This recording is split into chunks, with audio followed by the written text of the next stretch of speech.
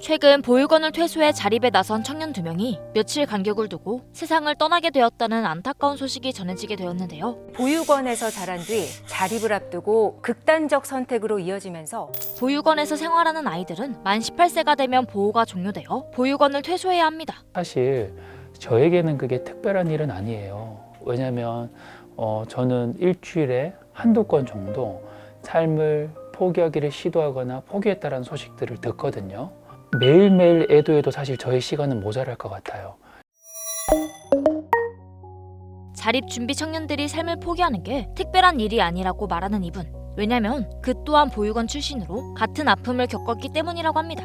저는 3살에 보육원에 입소를 했고요. 주민번호와 이름을 모두 보육원에서 만들어 주셨어요. 돌아보면 굉장히 고통스럽고 힘들었던 것 같아요. 이 폭력이라는 게 자연스럽게 문화로 자리 잡혀 있었던 것 같아요. 선생님들도 사실 그 선배들이 행하는 그 폭력들을 보시고 그냥 모른 척 하세요. 그게 제일 마음이 아팠던 것 같아요. 선생님이나 원장님이 지나가면서 그런 이야기를 하십니다. 안 다치게 해. 이 한마디를 남기시는데 이 한마디가 저에게는 여전히 너무너무 깊이 남아있어요. 이런 것들이 계속 쌓이다 보니 중학교 때부터 아마 삶을 포기하고 싶다라는 생각들을 정말 많이 했던 것 같아요.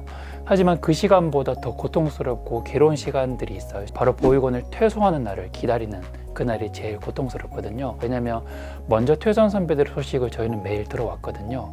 어떤 선배는 교도소에 들어갔대, 또 어떤 선배는 경찰서에 잡혀갔대, 어떤 누나는 성매매를 하고 있고 저라고 뭐 다른 삶을 살 수 있었겠어요? 저도 보육원을 퇴소하고 나서 6개월 정도 노숙 생활을 했었거든요. 추운 겨울이었고 음식을 먹을 돈도 없었고 정말 공원이나 놀이터에서 혹은 화장실 이런 곳에서 잠을 청하기도 하고 사람들이 버린 음식들을 주워 먹기도 했었거든요. 그렇게 힘든 시간을 겪으며 본인과 같은 환경에서 자란 친구들에게 가족이 되어주고 싶다는 꿈이 생겼다고 합니다. 제가 7년 정도 보육원을 퇴소한 친구들을 후원하는 업무들을 했었어요. 사실 제가 매년 목격한 게 있고 경험한 게 있어요. 뭐냐면 후원으로는 절대 사람을 살릴 수 없다는 거예요. 후원은 영원히 지속할 수 없잖아요. 결국 자립을 위해서는 일자리가 필요하다는 걸 알게 되었고요. 본인과 같은 어려움을 겪게 하고 싶지 않은 마음에 갈 곳 없는 자립 준비 청년들을 위한 일자리를 만들게 되었다고 하는데요. 지금은 9명의 직원과 함께 푸릇푸릇한 식물들로 벽면 녹화 작업을 하는 사업을 하고 있다고 합니다.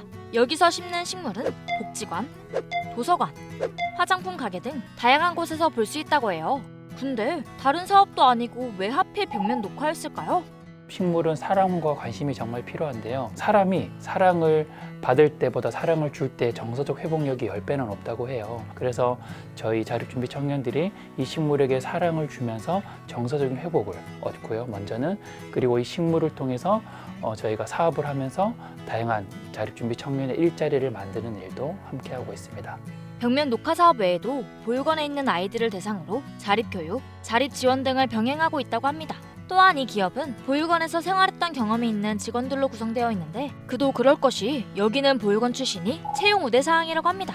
제가 보건복지학 박사와 우리 자립준비 청년을 한번 인터뷰를 해봤는데요. 두 사람이 걸어왔던 길 중에 우리에게 더 필요했던 건 결국 우리 아이들의 이 경험이었어요.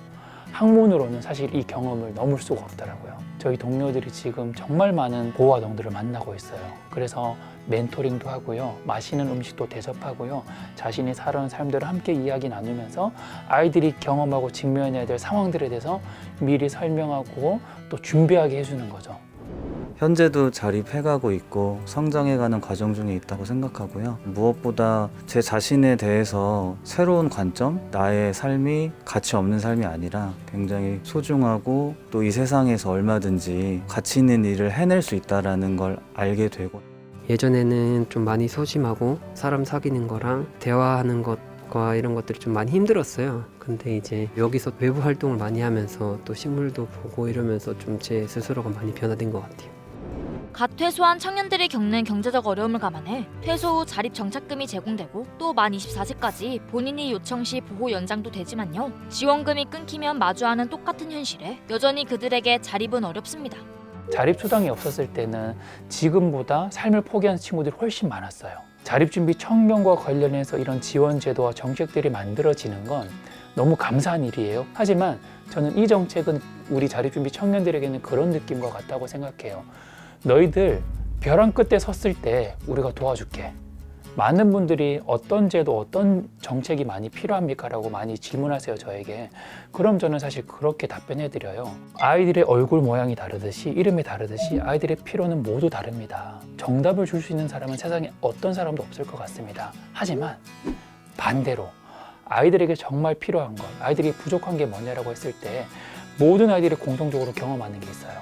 뭐냐면 바로 부모님의 부재거든요. 그래서 저는 아이들에게 부모님을 찾아줄 수 없다면 국가에서 사회적 가족 제도라는 걸 만들어 주셨으면 좋겠어요. 그래서 아이가 퇴소를 했을 때 이 가정과 연결이 되어지는 거죠. 이 가정에 사는 게 아니라요. 이 한 가정과 매칭이 되어져서 아이가 이제 무언가 선택하고 또 결정하고 책임져야 될 그때에 조언을 구할 수 있는 어른이 있다는 건 정말 아이들 정서적으로 굉장히 중요한 일인 것 같아요. 그리고 누군가가 나를 이해해주고 있다는 그 마음 하나만으로 아이들이 살아갈 수 있는 용기를 더 낼 수 있지 않을까 생각합니다. 물질적인 도움보다는 기댈 수 있고 조언을 줄 수 있는 어른이 더 필요한 현실. 지금도 사회 어딘가에서 의지할 곳 없이 고군분투하고 있을 자립준비 청년들. 그리고 우리에게도 남기고 싶은 말이 있다고 하는데요. 제가 나무를 관찰하면서 느낀 게 있습니다. 나무가 홀로 자라는 게 아니더라고요. 나무는 땅에 기대어서 살고요. 바람에 기대어서 살고 물에 기대어서 살고 있더라고요. 제가 그걸 보면서 세상에 어떤 존재도 홀로 살아갈 수 있는 존재는 아무것도 없다는 걸 알게 되었어요. 그래서 우리 아이들에게 자립의 첫 번째 조건은 이렇게 나무에게 땅과 바람과 물이 필요했듯이 기댈 수 있는 존재를 찾아주는 게 저는 자립의 첫 번째 조건이라고 생각해요. 제가 그 이야기를 꼭 드리고 싶어요. 모든 사람이 언젠가는 경험하는 게 있습니다. 모든 사람은 언젠가는 죽음을 경험합니다. 이와 동일한 게 또 한 가지가 더 있어요. 뭐냐면요. 모든 사람은 언젠가는 고아가 된다는 거예요. 우리 아이들은 모든 사람들이 경험해야 될 그 경험을 먼저 했을 뿐인 거예요. 제가 많은 분들에게 이제 강의를 하는데요. 제가 그때마다 마지막에 항상 하는 질문이 있습니다. 뭐냐면 여러분들 중에 선택할 수 있다면 보육원에서의 삶을 선택하실 분 손 한번 들어보시겠어요? 지금까지 제가 손을 든 사람을 단 한 사람도 본 적이 없어요. 제가 그때 그분들께 이런 이야기를 해요. 여러분들이 단 하루도 살아내기 힘들어하는 그 시간을 우리 아이들은 적게는 5년, 많게는 20년의 세월을 살아냈을 뿐만 아니라 너무 멋지게 이겨냈다고. 그래서 저는 우리 아이들에게 그런 이야기 해주고 싶어요. 누구도 이겨내지 못할 삶을 이겨낸 당신은 정말 특별하고 소중한 존재입니다. 이제 사회에 나와서 여러분들이 이겨내왔던 그 모든 시간들을 멋지게 여러분들의 삶으로 풀어내셨으면 좋겠습니다. 부모님이 보고 싶진 않으세요? 너무 궁금하고요. 부모님이 너무 보고 싶어요. 여전히 부모님이 저는 너무너무 필요해요. 저는 잘 살아가고 있으니 마음이 허락한다면 꼭 연락을 주셨으면 좋겠어요. 그래서 한번 부모님 품에 안겨보고 싶습니다. 꼭 저를 찾아주셨으면 좋겠습니다.